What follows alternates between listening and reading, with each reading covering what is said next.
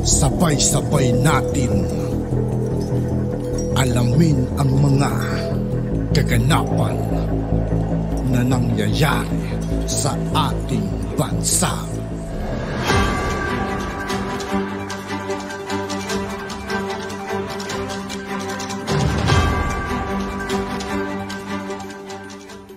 Yo, what's up mga kaibigan? This is I2K po again. Ngayon nandito ulit tayo sa channel ni Banat News Updates. Dito ulit tayo magbibigay ng komento at reaksyon. Kaya samahan nyo ako guys. Let's go!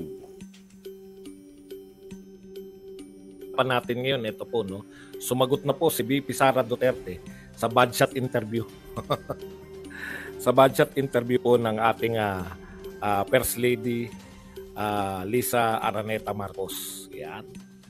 At maganda po ang kanyang sinagot. Isa-isahin po natin. In-interview po si First Lady. At ang pinakalaman po ng interview, yung pinaka natandaan po ng mga tao, ay yung bakit po niya ini-snub o bakit po ganun ang pakikitungo niya kay Sara Duterte. No?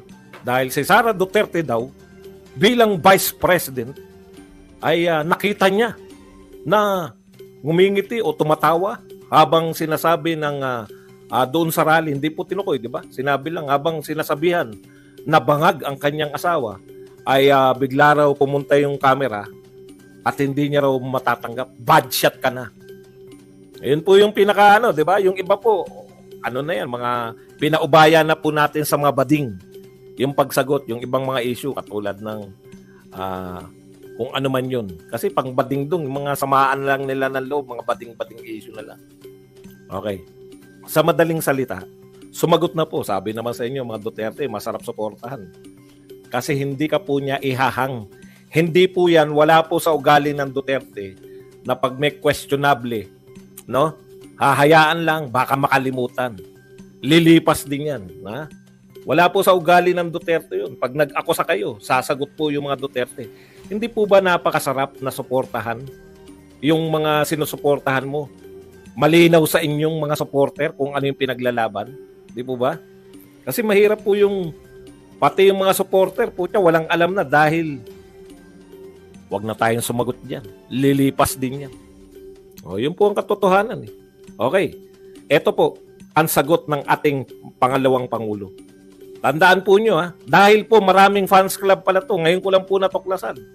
Ang dami po palang fans club ni First Lady Lisa Marcos, no?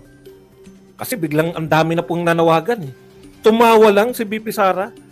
Nakalimutan ko yung term niya kung tumawa o ngumiti. Malamang tumawa. Tumawa lang. Tumawa lang sa bangag. Kung totoo yun na tumawa talaga sa bangag, tumawa lang sa bangag. Pinagre-resign na po ng mga fans club. Bigla po nanawagan ang lahat ng mga mag-resign na si Sara Duterte at inungkat na naman po yung mga walang katuturan, no? Na hindi qualified si Sara Duterte. Sa biglang tingin, parang totoo po yung panawagan nila, no? Sa biglang tingin, pwede naman dalawang beses tumingin. Pwede naman po hindi biglang tumingin. Pwede naman po pag tumingin ka, suriin mo. Sa biglang tingin, sasabihin na wala siyang background sa education. Aba, dapat kang wala ka sa DepEd. Wala ka palang background sa education. Pero nakakalimutan natin, abogado yung Vice President. At nakakalimutan po natin, sus, mag-resign na raw. Sus ka rin. Sus! Ganyan lang po, mga bobo kasi yung mga yan. Wala pong katwiran. Sus! Lang, katwiran na. Sus! Okay, balik po tayo sa mga tunay na diskusyon. Wag po yung sa, sus! Mag-resign na. Sus! Yun lang po ang sasabihin nyo. Bakit mag-resign? Sus! Ganyan po kababaw yung mga yan. Nasaktan po kasi. Na bad shot na sa akin yan. She crossed the line. Kaya mag-resign ng panawagan. Hindi po si First Lady na, sus! Sus! Hindi po si First Lady. Hindi po si First Lady na nawagan na resign. Yung kanyang mga kapanalig. Sus! Resign na. Sus! Yun lang po katwira, no? Sus. Bakit mo pinag-resign? Sus! Okay. Ito po, 'di ba? Tama naman 'yon, hindi naman education. Pero abogado siya. Hindi ba abogado si Sara Duterte? Maalam siya sa batas. Ikalawa, Vice President siya ng Pilipinas. In fact, mas mataas pa yung boto niya kaysa sa presidente. Nilalatagan ko lang kayo. O sige, ayaw nyo po sa DepEd. Pagbigyan natin, lahat pagbibigyan ko ngayon. Lahat ng gusto nila pagbibigyan natin. O sige, hindi siya qualified, hindi siya educator. Eh di tanggalin nyo sa DepEd at ilagay nyo sa DND. Ano po yung DND? Department of National Defense. Aba, bakit mo ilalagay doon ba doon? Eh qualified siya ron. Bakit siya naging qualified? Kasi po, siya ay reserve officer ng Armed Forces of the Philippines. Payag kami. Tanggalin sa DepEd, ilipat sa Department of National Defense. Qualified ba si Sara sa Department of National Defense? Qualified! Hindi nyo po pwedeng sabihin na tanggalin lang sa pwesto at wala na. O, di ba? Pagbigyan kayo. Sige, tanggalin sa DepEd. Ang katwiran nyo, hindi siya educator. Ilagay nyo siya sa pasok siya. Actually, doon siya nag-apply. Department of National Defense. Bakit? Siya po ay reserve officer ng Armed Forces of the Philippines. Bakit hindi nyo siya nilagay sa DND? Di ba? Kayo nga ang hindi naglagay sa qualification niya. Qualified siya sa DND, hindi nyo nilagay. Kumbaga, binabaliktad nyo no? Kumbaga sa hindi nga yan yung gusto ni Sara Duterte. Hindi nyo na nga binigay. Alam niyo yung ibig sabihin? Being a good soldier.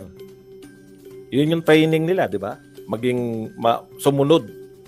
Di ba? Isa po sa 11 general orders. Nakalimutan. Obey first before you complete. Kasama yun, di ba? Kung di ako nagkakamali. Qualified siya sa Department of National Defense. Wala po ba nakaisip sa atin, no? Na Vice President po siya ng Pilipinas? Lahat po ng Vice President ng Pilipinas, binibigyan po ng cabinet position. Lahat ng kilala ko. No? Kaya, siyempre, nauna kila Cory, hindi ko nakilala yan. Pero lahat po, may cabinet position ng Vice President. Yun po yung mga Vice President na hindi ka-partido, hindi ka-team ng mga, tignan nyo sa ERAP, saan nilagay sa ERAP? PAOK TF ba? Meron sa ERAP. Si Gloria. Meron si Gloria. Si Noli de Castro, meron. Ibig nyo sabihin, no? Ibig nyo sabihin, eto, wala nakakaisip nito Kayo sa mga kapanalig. Ibig nyo sabihin, yung ka-unit team, yung nagpanalo kay Pangulong Marcos, hindi nyo bibigyan ng cabinet position? Baka kasi hindi nyo naiisip Lahat po ng mga tinatawag nating mga vice president, binibigyan po ng cabinet position. Jojo Marbinay, meron din pong position sa gabinet. Bukod tangi, kung sino yung ka-unit team, wala kayong balak bigyan ng posisyon. Bakit? Di ba? Bakit hindi nyo bibigyan? Siya nga nagpanalo kay... Opo, siya po ang nagpanalo kay Pangulong Marcos. Aminin nyo man at hindi. Di ba? Sasabihin nyo, hindi siya qualified. Huwag mong bigyan ng posisyon, ganun. Di doon siya dapat sa qualified. Eto, masama pong pakinggan sa mga teacher, no? Pero, being a good soldier, hindi po yan ang gusto ni BP Sara Lantad na lantad po ang gusto niyang hawakan, yung DND, dahil gusto niya nang tapusin yung problema natin sa insurgency. Alam po natin lahat yan. Di ba? Alam po namin lahat yan. DND ang gusto niya. Hindi nyo na nga binigay.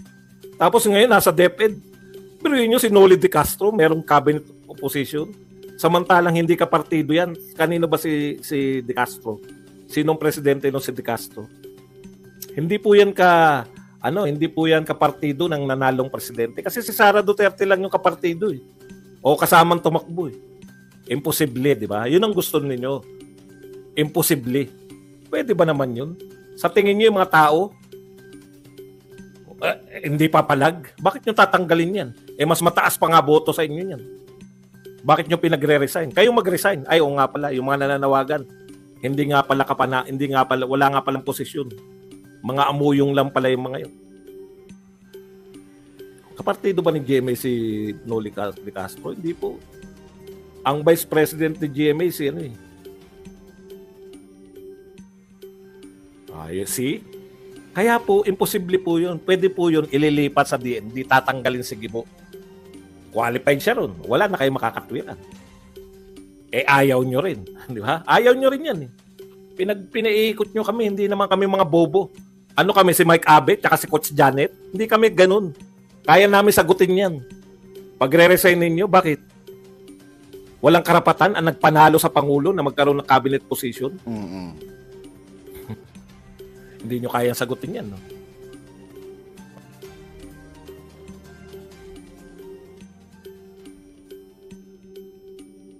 Tapos. Pag- At yun nga po mga kaibigan, dito po nagtatapos ang ating reaction video.